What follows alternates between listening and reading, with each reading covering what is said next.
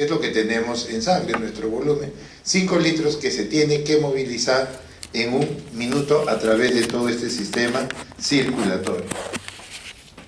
Pues bien, entonces la sangre no es pues como el agua, que se puede mover fácilmente.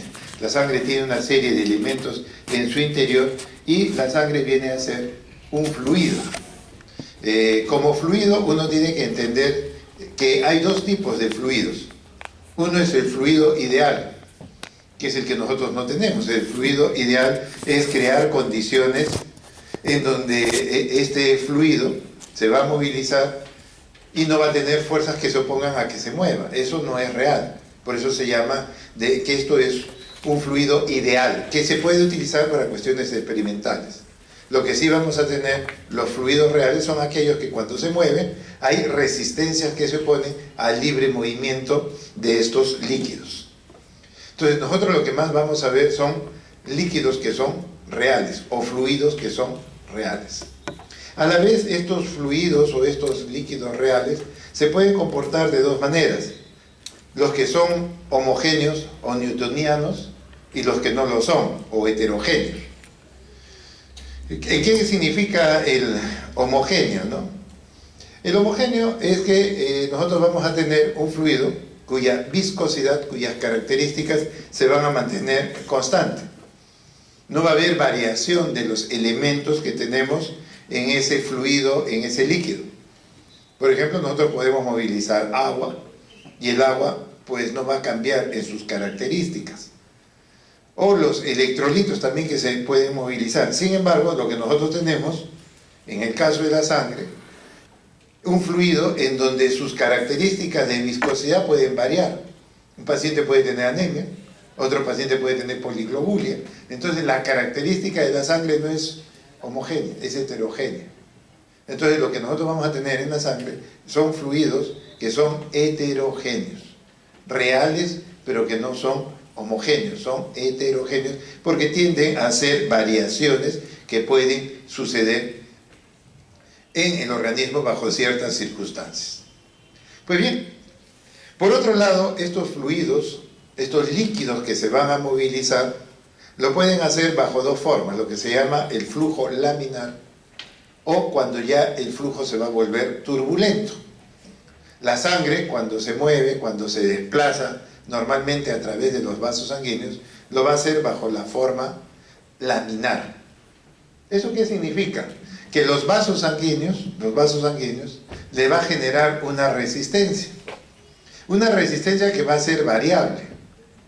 Lo que está más cerca de las paredes del vaso, lo que está más cerca con el endotelio, la pared del vaso le va a generar mayor resistencia conforme esté más cerca de la pared. Pero conforme nos vamos alejando de la pared y nos vamos dirigiendo hacia el centro del vaso sanguíneo, la resistencia es menor. De tal forma que en los extremos, en este caso del diagrama, en estos extremos hay una resistencia que en teoría, no sucede en nuestro organismo, en teoría, la velocidad de la sangre que está en contacto con el endotelio debería ser cero. Eso puede pasar en un tubo experimental, en un tubo de vidrio, en donde el líquido que está en contacto con la pared, la velocidad va a ser cero. Eso es teoría. En el caso de nosotros, el endotelio siempre está en movimiento y eso genera que la sangre también esté en movimiento. Entonces, si bien la velocidad en estos puntos donde estamos en los extremos en contacto con el endotelio, teóricamente va a ser cero. En la práctica sabemos que no es, será cercano a cero, pero no es cero. Entonces vean ustedes que conforme la sangre se va moviendo, la zona que está más cercana hacia la pared del vaso, allí hay mayor resistencia y por lo tanto ahí la velocidad va a ser mucho menor. Pero conforme nos vamos dirigiendo hacia el centro, lo que vamos viendo es que la velocidad empieza a avanzar. No sé si se habrán percatado, pero por ejemplo cuando uno ve el río avanzar, el río avanza más por el centro, ¿no? el centro le ejerce menos resistencia y por ahí va pues el agua con mayor velocidad, mientras que conforme nos vamos yendo a los extremos, la velocidad va a disminuir. Eso mismo pasa a este nivel. Y entonces, si nosotros lo vemos, este flujo va a generar láminas, por así decirlo, pues se llama flujo laminar. Las que están más cercanas a la pared, prácticamente, acá la velocidad, en teoría, en forma experimental sería 0. Y conforme nos vamos dirigiendo hacia el centro, la velocidad aumenta por ambos extremos. Entonces vamos a tener una lámina, por decir, un flujo laminar con muy poca velocidad. Conforme nos vamos dirigiendo al centro, va a haber otra lámina, ¿no?, que está con una mayor velocidad, y poco a poco nos vamos dirigiendo hacia el centro, donde la velocidad es mayor.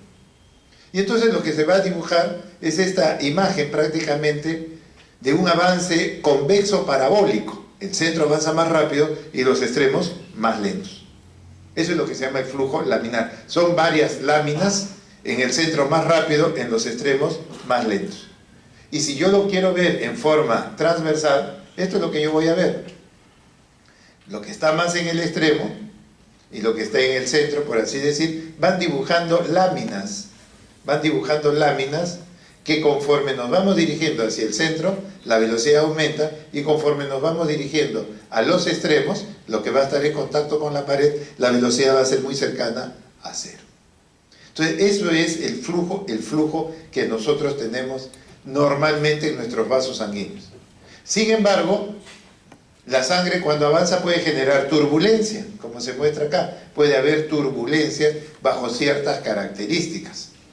Entonces, el flujo que de teoría debería ser laminar, bajo ciertas circunstancias, bajo ciertas enfermedades o patologías, el flujo se puede volver turbulento, se genera ya todo un desorden. Ya no se mantiene el flujo laminar. ¿Y por qué se puede producir este flujo turbulento? Si, por ejemplo, todos nosotros tratáramos de salir a través de la puerta en forma lenta, todos saldríamos en forma ordenada. Pero si todos tratamos de salir en forma rápida, lógicamente se va a generar un tumulto. Eso mismo pasa con la sangre. Cuando la sangre normalmente avanza a una velocidad, el flujo va a ser laminar. Pero cuando la velocidad se eleva, cuanto más rápido vaya la sangre, se puede generar turbulencias. Entonces, por ejemplo, cuando una persona tiene un corazón que late con mucha fuerza, puede generarse un flujo turbulento. Si más bien la sangre avanza lento, es más difícil que se produzca un flujo turbulento, pues. En el caso de que se produzca una obstrucción, si todos salimos en forma ordenada y la puerta está abierta, no hay problema. Pero si una de las hojas está cerrada, vamos a tener dificultad, e igual va a pasar con la sangre. Cuando hay algo que lo obstruye, se puede generar una turbulencia. Y cada vez que la sangre cambia de dirección, cuando tiene que irse en una dirección, pero tiene que cambiar esa dirección, también se puede producir turbulencias. Entonces son características que hacen que este flujo se vuelva turbulento. ¿Cómo nos damos cuenta que el flujo es turbulento?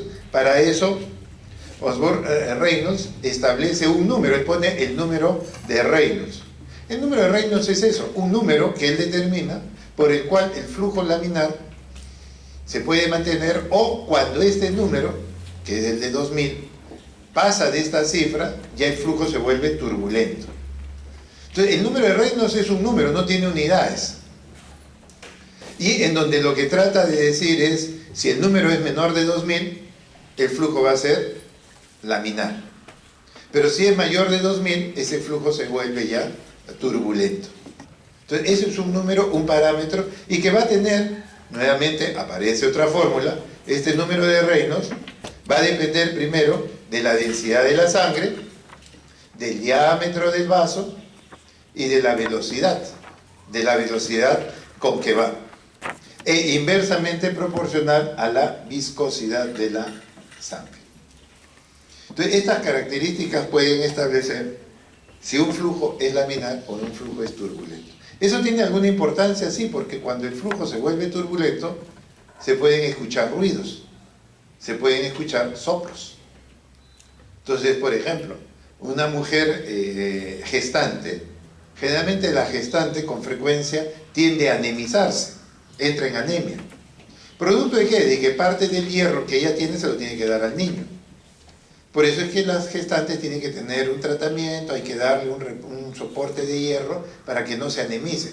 Porque si se anemizan, entran en anemia y esta anemia hace que la viscosidad de la sangre disminuye. Y si la viscosidad de la sangre, si el denominador disminuye, el número crece. Si el denominador disminuye, el número crece. Y entonces el número puede pasar más de 2000, el flujo se puede hacer turbulento y no es raro que a una gestante se le escuche soplos. Y son soplos por su viscosidad disminuida o, en otras cosas, por la anemia si es que lo tiene. Son aplicaciones que uno tiene que tener en cuenta de estos principios. Entonces es muy importante el establecer este número de Reynolds porque gracias a este número podemos hablar cuando un paciente tiene un flujo normal, laminar, o cuando ya hay soplos que se pueden interpretar que hay un flujo turbulento. El otro elemento importante es la viscosidad. ¿Qué es la viscosidad? La viscosidad es la resistencia que opone un líquido para ser deformado. El líquido tiene ciertas características. Si ustedes ponen una gota de agua, pueden ver unas características, pero que mantiene una forma. Esa forma se puede alterar, pero precisamente los líquidos tienen esta viscosidad, que es la resistencia a que el líquido vaya a cambiar de forma. Entonces, cuando se produce, o los líquidos están en un movimiento, se está produciendo un movimiento, pueden sufrir una serie de deformaciones. El líquido, lógico, cuando se mueve, puede alterarse su configuración, pero precisamente hay ciertas características que evitan que este flujo, que este fluido se deforme, y eso es lo que viene a ser la viscosidad, en el caso de nosotros, la viscosidad de la sangre. Y aparece otra fórmula, por eso hemodinamia es muchas fórmulas, pero lo que hay que entender son los conceptos que quieren transmitir. La viscosidad de la sangre, que lo tenemos acá, es la relación entre lo que viene a ser la tensión o fuerza de si se ayuda, o sea, uno trata de ver si se puede deformar, versus lo que viene a ser la gradiente de la velocidad. ¿Estamos? De acuerdo a eso es que uno establece la viscosidad de la sangre. Esto se expresa en pascales por segundo, que es una forma de hacerlos, o pues. La viscosidad de la sangre, en el caso de nosotros, es más o menos de 0.045. Es más o menos lo que nosotros tenemos como un promedio. Y ahí tienen el parámetro que ustedes pueden comparar con lo que vendría a ser la viscosidad del agua. El agua va como 0.01, mientras que la sangre tiene 0.045. Y es que la sangre tiene elementos que van a dar características. Tiene proteínas, tiene albúmina, tiene globulina, que va a alterar o va a mantener una característica totalmente diferente a lo del agua. Pues bien, nuestra viscosidad puede cambiar, sí, la viscosidad de la sangre puede cambiar bajo determinadas circunstancias, porque va a depender de los elementos que están en la sangre, y uno de los elementos más importantes es el hematocrito, o la hemoglobina.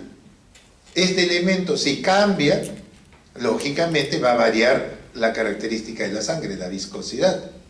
Otro elemento que tenemos en la sangre es la proteína. Las proteínas también pueden cambiar y generar cambios en la viscosidad de la sangre. Y finalmente, la resistencia a la deformación del glóbulo rojo. Hay que tener en cuenta que los glóbulos rojos jóvenes son muy fáciles de ser deformados, de cambiar de forma, pero conforme el glóbulo rojo va envejeciendo, su elasticidad, su capacidad de deformación va cambiando y se va volviendo un glóbulo rojo más rígido. ¿Estamos? Entonces, la viscosidad varía, y uno de los elementos importantes son nuestros glóbulos rojos, la hemoglobina, el hematocrito. Entonces, vean ustedes cómo el hematocrito va a alterar marcadamente la viscosidad. El hematocrito, la viscosidad aumenta conforme lo hace el hematocrito. Conforme nuestra hemoglobina, nuestro hematocrito se va incrementando, la viscosidad de la sangre empieza a aumentar, pues porque es un constituyente más dentro de la sangre. ¿Vamos? Entonces, lo que hay que tratar de ver es precisamente cambios que van a suceder en formas frecuentes. Cambios en la hemoglobina, en el hematocrito, tenemos anemia. Cambios en la albúmina o las globulinas, que son las proteínas que nosotros tenemos. O circunstancias, por ejemplo, ponemos ahí el mieloma múltiple, donde las gamma globulinas son las que empiezan a aumentar. Entonces, las proteínas, las gamma globulinas o las globulinas, al aumentar, en el caso, por ejemplo, de esta enfermedad llamada mieloma múltiple, va a hacer que la viscosidad aumente. O en el caso de la albúmina, que es una proteína importante, también puede hacer que la velocidad tenga que incrementarse, o como ya lo mencionamos, en relación a la hemoglobina, al hematocrito.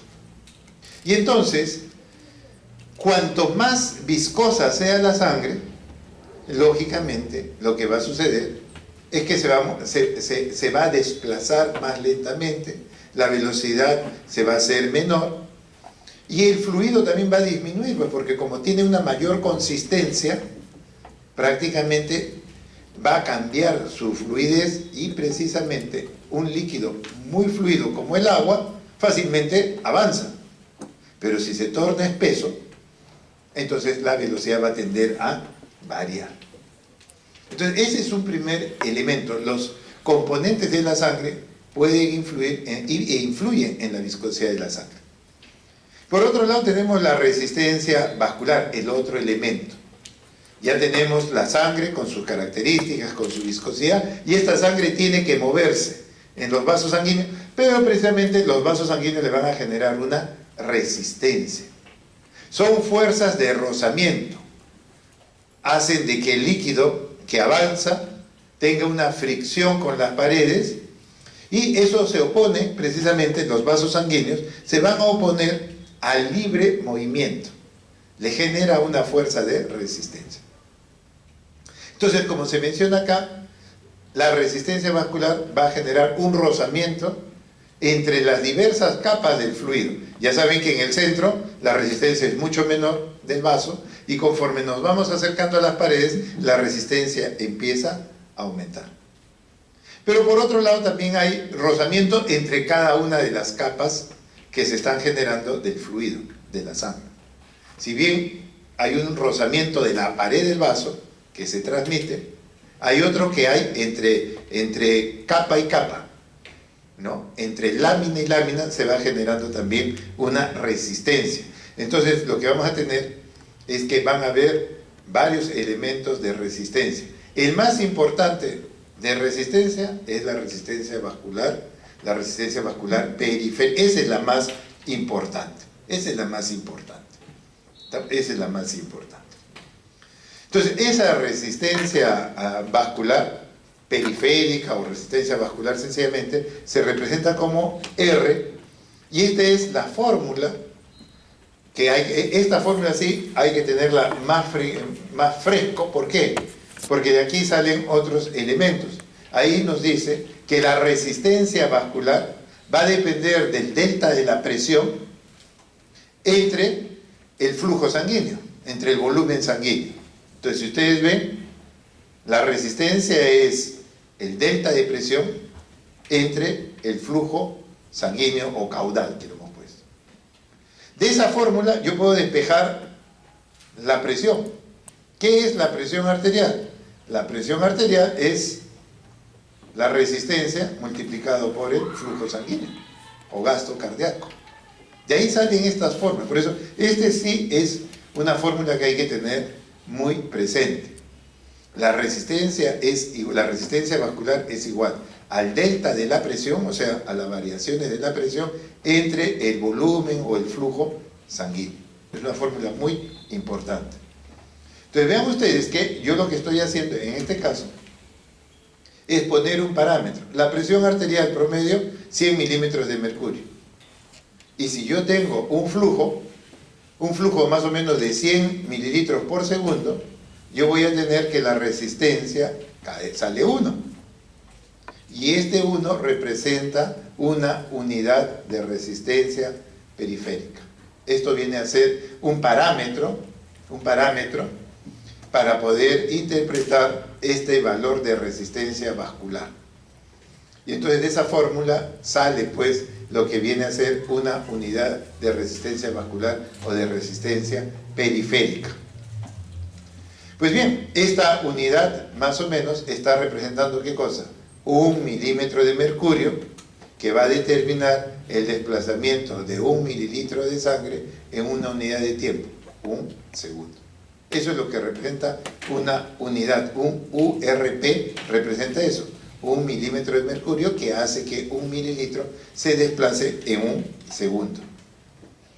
Y normalmente nosotros lo que tenemos es que, por ejemplo, a nivel pulmonar, nuestra resistencia es mucho menor que la resistencia que tenemos en la circulación mayor.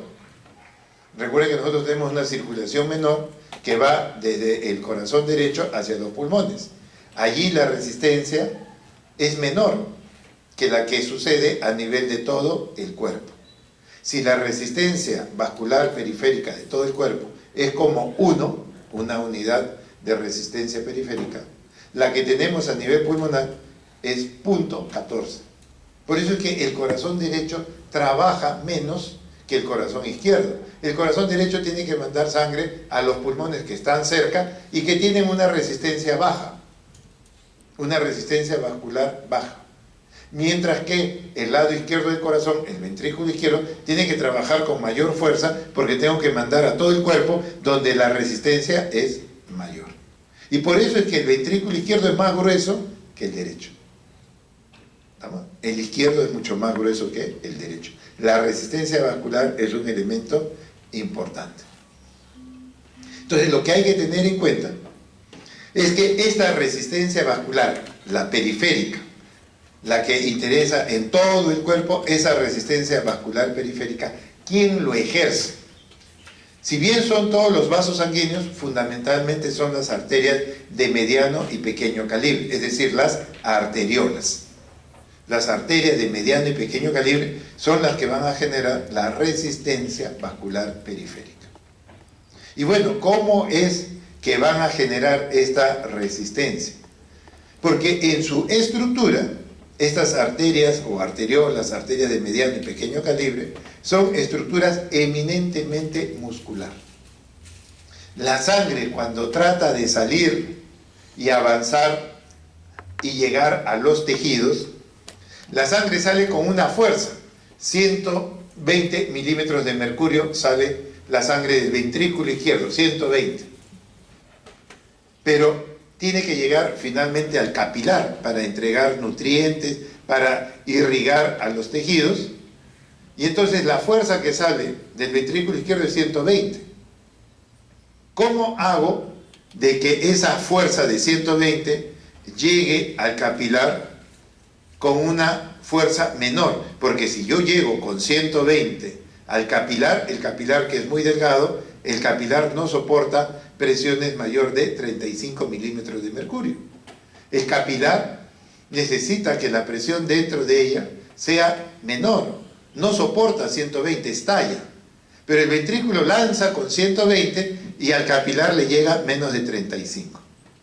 La sangre sale con una velocidad de 40 centímetros por segundo del ventrículo izquierdo, pero si llega con esa velocidad al capilar, pues el capilar pues mide cantidades muy pequeñas y 40 centímetros en un ratito se pasó y no entregó nada a la sangre. Entonces lo que tiene que pasar es que la velocidad de la sangre cuando entra al capilar tiene que ser medio, 1, máximo 2 milímetros por segundo. Sin embargo ha salido con una fuerza y con una velocidad en este caso de 40 centímetros por segundo, pero tiene que llegar al capilar lento, muy lento. Medio, 1 hasta 2 milímetros por segundo. Entonces, ¿quién le quita esa fuerza a la sangre para que finalmente en los capilares se produzca el intercambio gaseoso y nutritivo. El que le quite esa fuerza es la resistencia vascular periférica. Son las arterias de mediano y pequeño calibre, que ellos son tubos musculares que le dicen: tú quieres pasar a través de mí, vas a tener que entregar parte de tu energía.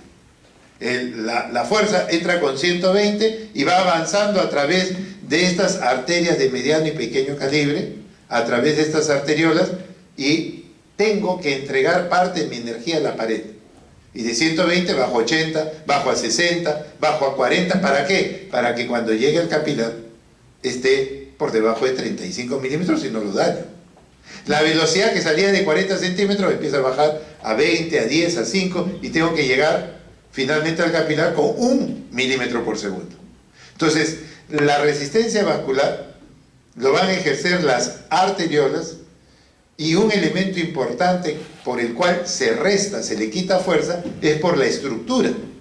Las arteriolas, las arterias de mediano y pequeño calibre, son eminentemente muscular. Son tubos musculares en donde yo tengo que entregar la energía. Por otro lado, hay elementos que van a hacer que el vaso se cierre o que el vaso se abra. Si el vaso se cierra, hay mayor dificultad al pasaje de sangre. Si el vaso se abre, todo lo opuesto. ¿Y eso quién determina? Bueno, el sistema nervioso vegetativo. El sistema simpático, el parasimpático, sustancias vasoconstrictoras como la angiotensina 2 o el óxido nítrico, que es vasodilatador, ellos van a hacer que los vasos se abran y se cierren.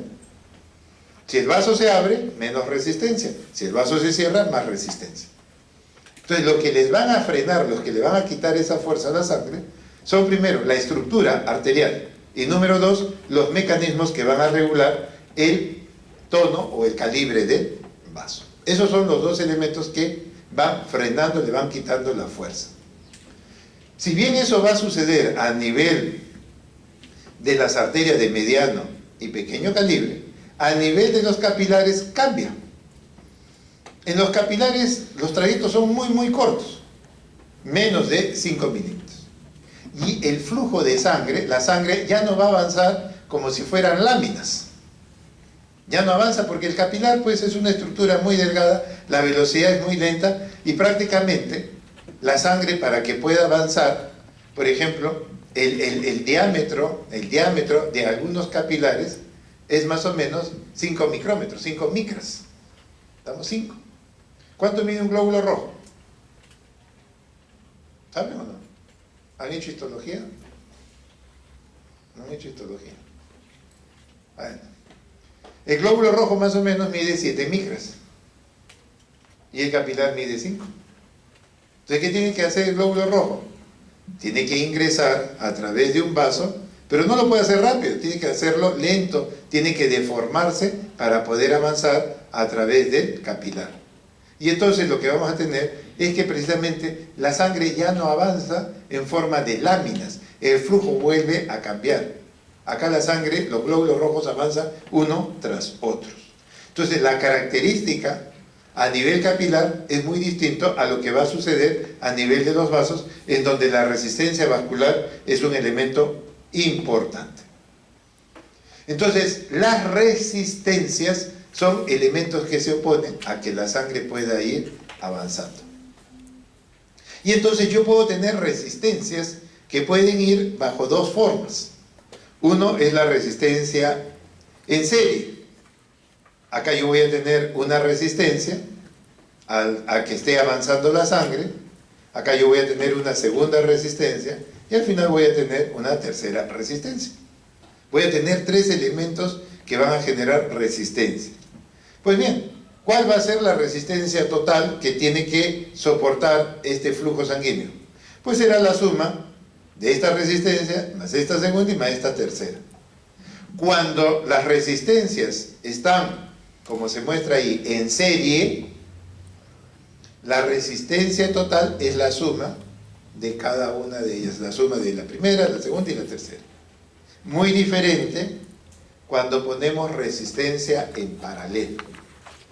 Esto se ha utilizado en la parte de electricidad. Bueno, esto se aplica, por eso digo, muchos de los principios físicos se tienen que aplicar en el cuerpo humano. Entonces, esto se aplica a nivel del sistema circulatorio y yo voy a tener en este primer segmento de esta arteria una resistencia. Voy a tener una segunda resistencia, que voy a tener una tercera resistencia. Pero están puestos en forma paralela, no en serie. ¿Eso qué determina? Acá se aplica otra fórmula. La inversa de la resistencia total, es la suma de la inversa de cada resistencia, porque están en forma paralela. Entonces, ¿qué va a suceder? Si la resistencia, por decir 1, 2 y 3 son iguales, vean ustedes lo que sucede. La resistencia total va a ser 1, 2, 3 en el numerador, y como las tres resistencias son iguales, va a ir en el denominador, ¿no? Una resistencia. ¿Qué trata de decir? Si yo despejo de esta fórmula la resistencia total, vean ustedes, la resistencia total, ¿a qué equivale? A cualquiera de ellas dividido en 3. A cualquiera de ellas dividido en 3.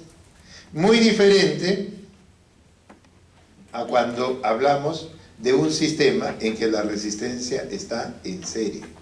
Acá si yo le agrego una resistencia más, la resistencia total sube. Cuando yo estoy en paralelo, si yo le agrego una resistencia más bien la resistencia disminuye. Esa es la diferencia. Y nuestro organismo combina resistencias en serie y resistencias en paralelo. Resistencia en serie, el sistema circulatorio, arteria, capilar, venas, todo es en serie. Todo es en serie. Sin embargo, cuando hablamos de los órganos, el hígado, el pulmón, el corazón, son estructuras que están organizadas en paralelo. En paralelo. Entonces, muy diferente la resistencia, porque el organismo combina las dos resistencias, en serie y en paralelo. Si yo agrego un órgano más acá, si yo agrego un órgano más en paralelo, la resistencia cae. Si yo agrego un órgano más a este sistema en paralelo, la resistencia cae. ¿Estamos? Pues bien, entonces eso es en relación a la resistencia.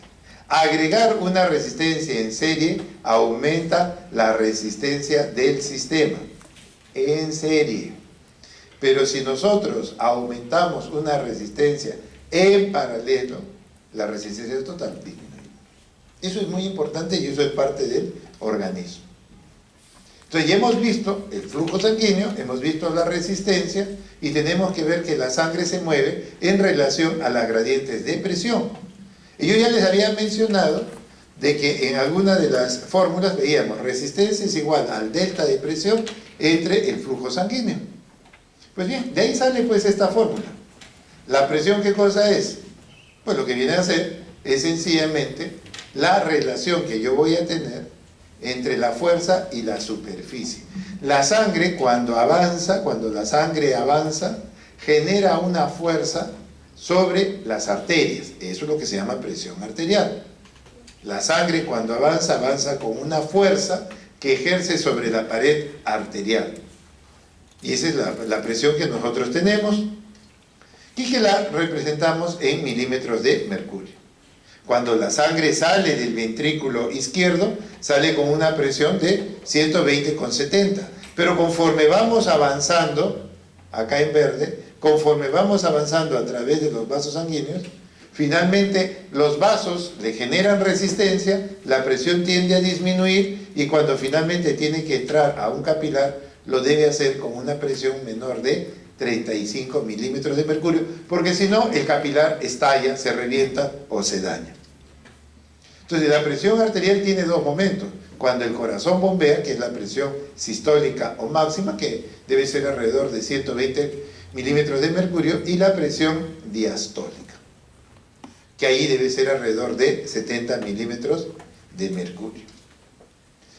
Pues bien, entonces ya tenemos las tres variables, lo que es la presión, lo que viene a ser la sangre y lo que viene a ser la resistencia periférica. Para que esta sangre pueda circular en el organismo, lo que nosotros necesitamos es una gradiente, un delta de P, una diferencia de presiones. Entonces, vean ustedes, cuando yo tengo acá un flujo que va ingresando con una presión de 100 milímetros de mercurio y me voy yendo hacia este extremo, en donde la presión es de 75, la sangre se mueve ¿de qué manera? 100 contra 75, o sea, entro con 100 y termino con 75. ¿La gradiente cuánto es? 25 milímetros de mercurio. Eso va a determinar que haya un fluido en relación a esa gradiente de presión. Pero vean ustedes que en este otro extremo yo tengo 40 milímetros de mercurio, no tengo 100, tengo solamente 40. Y en este otro extremo tengo 15. La gradiente es la misma, sí, y por lo tanto la sangre, el flujo va a ser igual. Porque lo que interesa es la gradiente. No interesa el número, sino la diferencia de presión. La diferencia de presiones va a hacer que precisamente los fluidos se puedan desplazar. Y bueno, tenemos esta ley de Ohm, que esto tiene que ver con electricidad, con voltajes. Sin embargo, esto también se aplica, pues, precisamente en el cuerpo humano. Y de aquí es lo que sale, lo que mencionábamos. La presión es igual al gasto cardíaco, la cantidad de sangre, por resistencia vascular periférica. Entonces, vean ustedes que en relación a esta ley de Ohm, uno puede interpretar, uno puede despejar cualquiera de esas tres variables. Presión es igual a gasto cardíaco por resistencia periférica. ¿Qué dice la ley de Darcy? La ley de Darcy lo que dice es que el flujo va a ser directamente proporcional a la gradiente de presión entre la resistencia periférica, ¿no?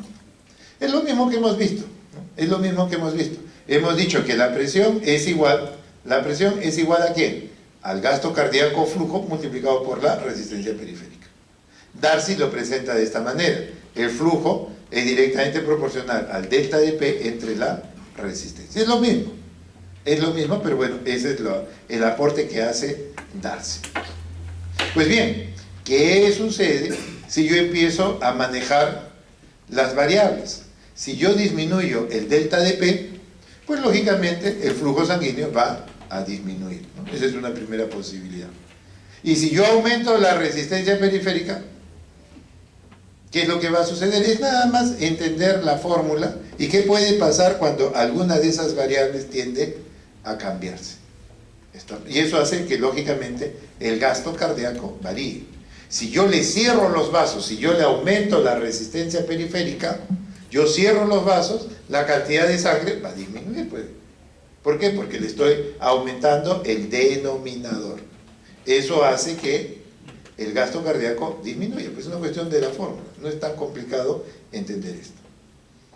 Entonces, de acuerdo a la ley de Darcy, es lo que nosotros tenemos ahí. El flujo está en relación a la gradiente de presión entre la resistencia. Pues bien, entonces, si yo quisiera utilizar la fórmula de donde se obtiene la resistencia vascular, vamos a tener que la resistencia vascular va a tener esta expresión, en donde lo que tenemos que tener en cuenta es que hemos dicho que el gasto cardíaco es el delta de P entre la resistencia periférica. Pero la fórmula de la resistencia periférica es la que ustedes ven en la parte superior. Y eso es lo que lo voy a poner ahora como denominador. Esa resistencia que ustedes tienen en la parte superior en blanco como fórmula, lo voy a poner de esta manera. El flujo sanguíneo va a ser igual al delta de P, acá está el delta de P, multiplicado por pi radio a la cuarta. Pi radio a la cuarta es el denominador. Es el denominador que ahora pasa al numerador. Entre 8 veces mu por la longitud del vaso. Entonces, esta fórmula del gasto cardíaco es lo que dio Poinsett. Poiseuille da esta fórmula donde dice el gasto cardíaco va a ser directamente proporcional a una constante que viene a ser pi por el delta de P por radio a la cuarta, entre 8 veces la viscosidad de la sangre por la longitud. Entonces vean ustedes que el flujo sanguíneo, el gasto cardíaco, de acuerdo a la ley de Poiseuille, es esta la fórmula que ustedes ven cómo es que se ha obtenido. Cualquiera de estas variables, bueno, pi es una constante, eso no va a cambiar, 8 también es una constante, eso no cambia. Nosotros tenemos delta de P, radio a la cuarta, la viscosidad de la sangre y la longitud del vaso. Cualquiera de esas 4 puede variar y va a variar el flujo sanguíneo. Pero la única variable que genera una magnitud importante en el cambio del flujo sanguíneo es el radio del vaso. ¿Por qué? Porque el radio del vaso tiene potencia 4. Cualquiera de estos 3 elementos, el delta de P, mu o la longitud del vaso, cualquiera de ellos va a modificar al gasto, sí, eso es verdad. Pero ¿quién lo modifica más? El radio. ¿Y por qué? Porque tiene potencia a la cuarta. Entonces vean ustedes que la ley de Poiseuille, que nos dice que el flujo va a ser directamente proporcional al delta de P por radio a la cuarta entre viscosidad de la sangre y longitud del vaso, yo ya estoy quitando pi, que es una constante, y 8, pues prácticamente esta fórmula lo que trata de decir es que el flujo sanguíneo fundamentalmente o principalmente va a variar de acuerdo al radio del vaso. ¿Por qué? Porque lleva potencia a la cuarta. Pequeñas variaciones del radio, puede generar pequeñas variaciones del radio del vaso, puede variar mucho el flujo sanguíneo. Y es que definitivamente, si yo cambio ligeramente el radio, como lleva potencia a la cuarta, esto marcadamente va a influir sobre el flujo de sangre. Entonces vean ustedes que si yo tengo acá el diámetro del vaso o el radio, pues no, recuerden que 2 veces el radio es el diámetro, yo lo que digo, el flujo va a depender de radio a la cuarta. Recuerden que la resistencia vascular, que es lo que lleva ahí esa fórmula, así, el radio está como denominador, no está como numerador, está como denominador. Cualquier cosa que haga crecer al denominador, la resistencia vascular va a tener un cambio marcado. Pequeñas variaciones del radio del vaso va a influir no solamente en el gasto cardíaco, va a influir mucho en la resistencia. La resistencia, si yo quiero simplificar la fórmula de la resistencia, yo puedo decir que la resistencia es 1 sobre radio a la cuarta. ¿Qué pasa si el vaso sanguíneo disminuye a la mitad? ¿Qué es lo que sucede? Si el vaso se cierra a la mitad, miren lo que va a suceder. Vamos a tener en el numerador, nuevamente, acá está el 1, acá está el 1, pero en el denominador, ahora resulta que yo el radio lo estoy cerrando, lo estoy reduciendo a la mitad. A la mitad. ¿Con qué potencia? A la cuarta.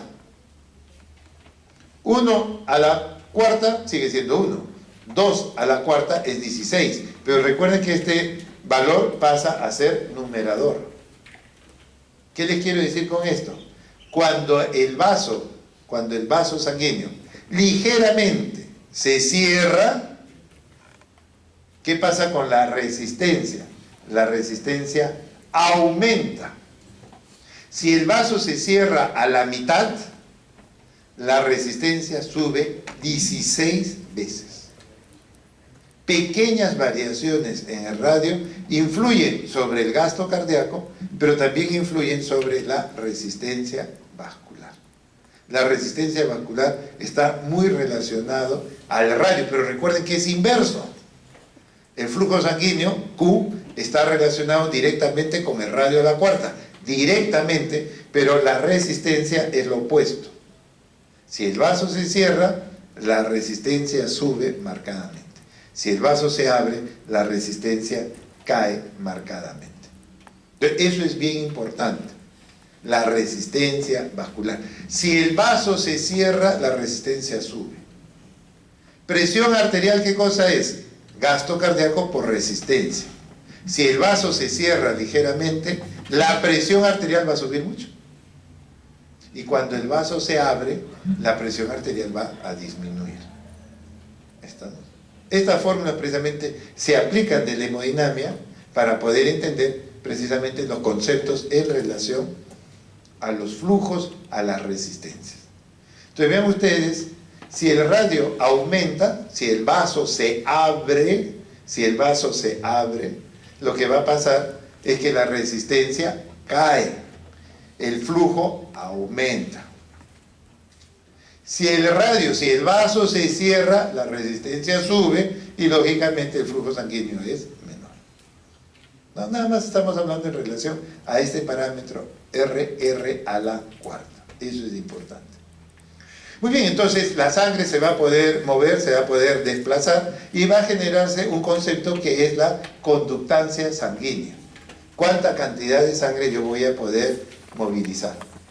Entonces la conductancia sanguínea es la cantidad de sangre que pasa en un determinado tiempo producto de una gradiente de presión, porque recuerden que la única manera para que la sangre se mueva es que existe una gradiente de presión.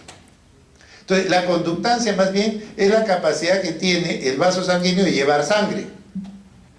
En cambio, la resistencia es la fuerza que evita que la sangre pueda circular. En otras palabras, la conductancia es la inversa a la resistencia.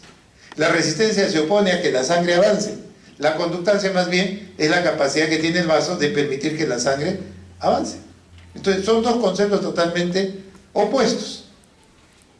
Cuanto más resistencia hay, la conductancia es menor.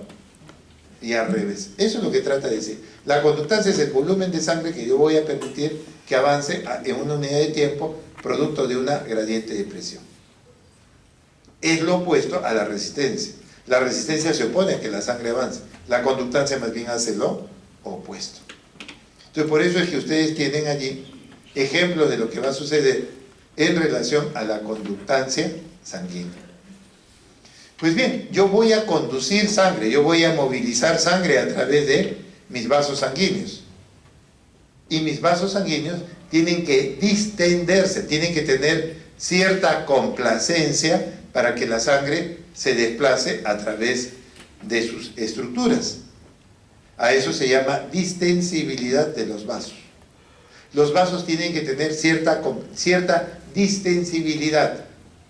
Yo necesito conducir un volumen de sangre a través de un segmento de arteria. Entonces yo necesito de que ese segmento de arteria tenga ciertas características de distensibilidad. Cuanto más se distienda, lógicamente yo voy a conducir más sangre. Cuanto más se distiende, cuanto más las paredes sean distensibles, más rápido yo voy a poder movilizar la sangre. Entonces lo que va a hacer la distensibilidad es la capacidad que tiene para que la sangre se pueda acomodar y pueda avanzar a través de ellas. ¿Qué vasos son más distensibles? Las arterias no, porque son más rígidas. En cambio las venas son muy distensibles. Prácticamente hay un marcado volumen reservado en las venas. Por eso es que decimos que las venas son 8 veces más distensibles que una arteria. La arteria es más rígida, la vena es más distensible, tiene mayor capacidad, mayor conductancia.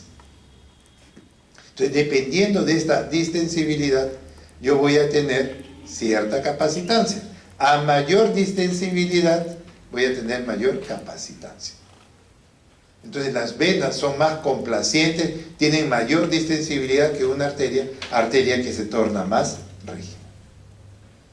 Entonces, lo que viene a ser la capacitancia es el cambio que se va a producir en el volumen como consecuencia de la presión. Viene a ser un delta que nosotros vamos a tener a este nivel. Entonces, los vasos sanguíneos, la capacitancia va a ser mayor en el sistema venoso que en el lado arterial, y eso está dado por sus características que tiene la misma estructura del vaso. Y lógicamente, si yo tengo un vaso muy distensible, pero con poco volumen, su capacitancia es pequeña. ¿Por qué? Porque yo puedo ser muy distensible, pero la cantidad de volumen que voy a mover es poca. Diferente a lo que sucedería que si yo tengo un vaso poco distensible, pero tengo un gran volumen. La capacitancia que yo voy a tener en el vaso va a ser mayor. ¿Por qué? Porque voy a tener un mayor volumen que estoy desplazando en un vaso que es poco distensible. Entonces, esto va a determinar qué cosa, esta distensibilidad, esta capacitancia, va a permitir que la sangre se mueva a una determinada velocidad. A una determinada velocidad. Ojo que el flujo sanguíneo no es igual a la velocidad de la sangre. El flujo sanguíneo es un volumen. Ese volumen lo que tiene que hacer es expresarse en una unidad de tiempo, en velocidad. Yo tengo el volumen sanguíneo, sí, el flujo sanguíneo es 5 litros de sangre, pero tengo que tener una velocidad. Y no es lo mismo flujo sanguíneo que velocidad. Son dos conceptos diferentes. La velocidad depende del flujo sobre el área de superficie. ¿Estamos? La velocidad va a ser el flujo de sangre entre el área de superficie. Entonces vamos a tener nosotros las arterias que tienen una superficie, los capilares que tienen otra superficie, las venas que tienen otra superficie. Pero vean ustedes que el área de la aorta más o menos es 2 centímetros cuadrados. ¿Cuál es el área de todos los capilares? 2.500 centímetros cuadrados. Entonces vean ustedes que cuando yo tengo un flujo de sangre como 1 y lo voy a dividir, para simplificarlo, entre 2, 1 entre 2 pues me sale 0,5. Pero si yo lo voy a dividir este 1 entre 2.500, me va a salir que la velocidad va a ser 0.000, ¿no? Y entonces vean ustedes que la velocidad en la aorta puede ser de 40 centímetros por segundo, mientras que en los capilares la velocidad de la sangre tiene que ser de medio, 1 hasta 2 milímetros por segundo. ¿De dónde sale eso? Pues precisamente de la fórmula. La velocidad es el flujo, pero dividido en área de superficie. No confundan flujo sanguíneo. ¿Cuánto tenemos de flujo sanguíneo? 5 litros. ¿Es lo mismo que la velocidad de la sangre? No. Porque tiene que calcularse en relación al área de superficie. Eso es necesario entender. ¿Por qué? Porque la velocidad de la sangre va a variar en el organismo, dependiendo precisamente del área transversal. El flujo va a ser más o menos parecido. Lo que va a ir cambiando es la superficie.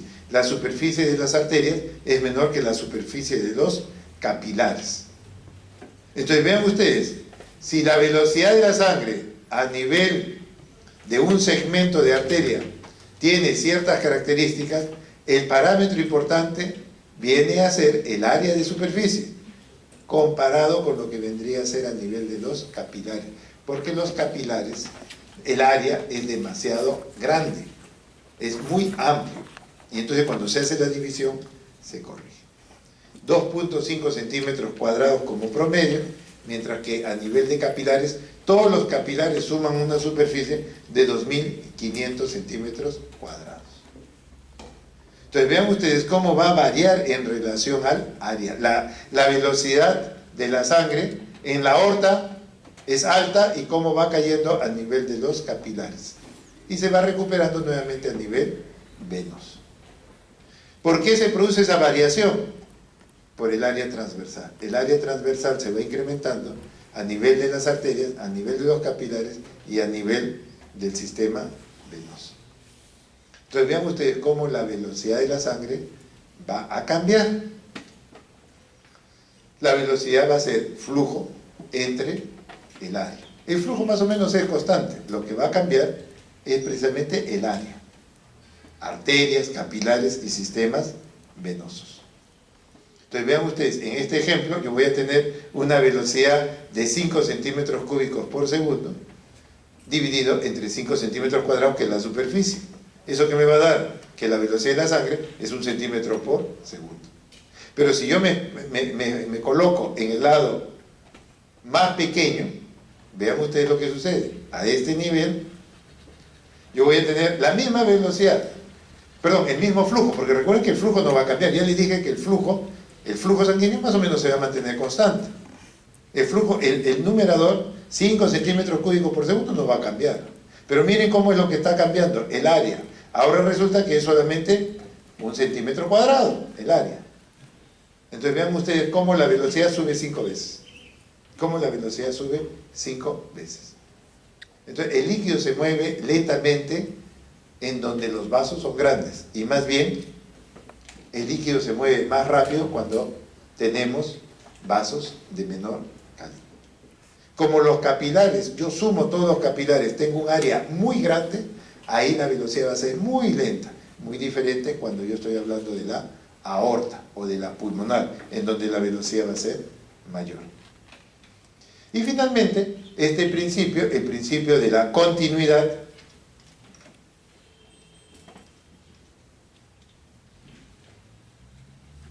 acá está, la continuidad que va a dar finalmente este concepto de Laplace. Vamos a volver a esto, ¿no? Entonces, este principio de continuidad finalmente se integra con lo que dijo Laplace. ¿Qué dice el principio de continuidad? El principio de continuidad dice que si yo tengo a este nivel, un fluido, un flujo, ese mismo flujo que está acá, en 1, en este otro punto 2, el flujo va a ser el mismo, no puede haber variación porque el volumen de sangre es el mismo, lo que va a variar son otros elementos. Entonces yo voy a tener, por ejemplo, que en este caso yo voy a tener a este nivel la velocidad, el flujo y el área. Si yo despejo de esto yo voy a despejar, voy a tener que Q va a ser igual a la velocidad por área. Pues bien, en este punto y en este punto, Q1 va a ser igual a Q2. Ese es el principio de continuidad. El volumen que tengo en un lado va a ser igual en el otro lado. Es lo mismo. No va a cambiar. Los otros elementos, las otras variables van a modificarse. Eso sí es verdad. Entonces tengo punto 1 igual al punto 2. ¿Qué cosa es el punto 1? V1 por A1. Eso debe ser igual a V2 por A2. O sea, las variaciones se han producido. Entonces, eso es lo que trata de decir la continuidad. Expresa lo que en física es la continuidad de la masa. Una masa en un sitio tiene que ser igual a la misma masa en el otro lado. Solamente que acá estamos manejando fluidos. Por eso les digo, lo que se aprende en física se ha tenido que adaptar al organismo. Entonces, lo que vamos a tener es que precisamente en este punto 1 o en este punto 2, el producto del área por la velocidad siempre va a ser una constante. Va a ser una constante. Entonces, un elemento importante allí es precisamente el área de superficie. Muy diferente el área de los capilares que el de una arteria. Entonces, este es un esquema que ustedes vean. El área de esta arteria es 1 centímetro cuadrado. Este es mucho más grande, 10 centímetros cuadrados. Y acá todavía mucho más grande, 100 centímetros cuadrados. El flujo va a ser el mismo porque es la teoría de la masa. La masa se está moviendo en los 3 sitios. El flujo se está moviendo en forma constante en los 3 sitios. ¿Eso qué va a determinar? Que lo que varía es la velocidad. Es la velocidad. El principio es el mismo. Entonces, esa es la continuidad. El volumen sanguíneo, entre comillas, la masa de sangre en un sitio tiene que ser igual a la masa en el otro lado. ¿Qué es lo que puede variar? El área, pero el área es una constante. Los vasos sanguíneos, la aorta, las arterias miden un tamaño, los capilares miden otro tamaño, y hemos dicho 2500. Y entonces, ¿cuál es el elemento que va a variar? La velocidad. La velocidad va a cambiar. Y finalmente, esto trae el concepto que dio después la ley de Laplace. La ley de Laplace lo que dice es que cuando sale la sangre, cuando sale del ventrículo, la tensión que se va a generar producto de la salida de la sangre va a ser igual al delta del P por el radio entre el grosor del vaso. Eso es más o menos lo que dice. El delta del P por el radio entre el grosor del vaso. Eso es la ley de Laplace, que va a determinar ¿qué cosa? La salida de sangre del ventrículo, ya sea derecho o izquierdo. La ley de Laplace es lo opuesto a la ley de Frank Starling. Frank Starling dice, la sangre entra al ventrículo y genera un efecto. Acá es, la sangre sale del ventrículo y genera un efecto. Son las dos leyes, pero desde dos puntos de vista. Uno es el punto de vista de la llegada de sangre al ventrículo, ley de Frank Starling, y acá tenemos la otra ley que complementa, pero que habla del opuesto, la salida de la sangre del ventrículo, que va a depender, la tensión que sufre el ventrículo, va a depender del delta de la presión, delta de P, multiplicado por el radio de la cavidad, entre el grosor de las paredes del vaso. Eso es lo que trata de decir la ley de Laplace. Pues bien, entonces, esta es la ley de Laplace, y finalmente la última ecuación es la ecuación de Bernoulli. Esta ecuación de Bernoulli lo que dice, y es quizás uno de los conceptos más importantes en lo que viene a ser la parte de hemodinámica. ¿Y qué es lo que dice? Si se reduce el área transversal de un vaso para que aumente la velocidad del fluido que pasa a través de ella, se reducirá la presión arterial. Esto es más o menos la consecuencia de lo que hemos estado viendo en relación a presión, a velocidad y a área. Bernoulli da esta ecuación que se aplica a los fluidos. Muy bien, de esa manera hemos visto, como les digo, son varios conceptos en relación a fórmulas, lamentablemente muchas de ellas tienen utilidad en la práctica médica y que más o menos tenemos que tener en cuenta.